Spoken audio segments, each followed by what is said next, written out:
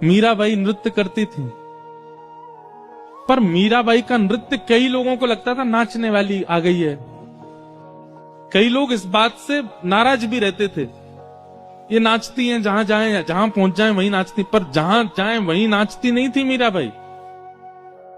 ठाकुर जी का रूप देख करके मीराबाई की स्थिति जब अपने आपे से बाहर हो जाती थी, जब अपने वश में उनका तन नहीं रहता था, तो नृत्य होता था उनसे। एक बार मीराबाई नृत्य कर रही थी, सब लोग दूर दूर हो गए थोड़े।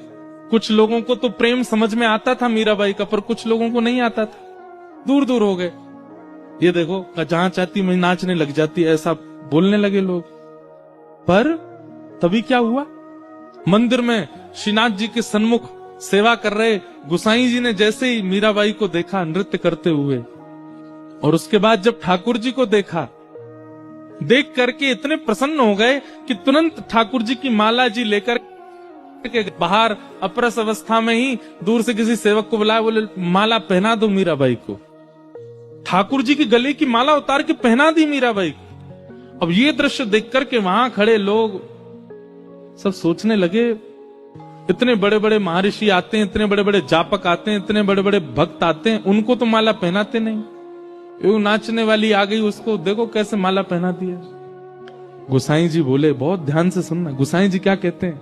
गुसाई जी कह रहे हैं तुमको नृत्य दिखाई दे रहा था, पर मैंने उस समय जो अनुभव किया वो मैं बताऊं।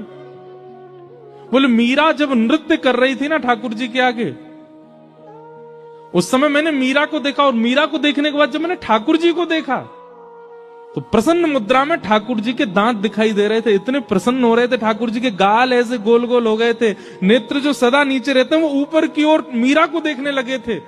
ठाकुर जी की भुजाएं सीधी सी हो गई थी। एक क्षण के लिए ठाकुर जी इतने आनंद में आ गए थे। इसका मतलब है कि मीरा नृत्य नहीं करती है, मीरा नाचती नहीं है, मीरा को ठाकुर नचाता है। वो अपनी तन की स्थिति से जब परे हो जाती है तब नृत्य प्रकट होता है। और भैया दुनिया का नृत्य तो जनों को प्रसन्न करता होगा, पर जिसका नृत्य ठाकुर को प्रसन्न करे उसको तो ठाकुर जी की माला क्या ठाकुर जी को ही प्रदान कर देना चाहिए।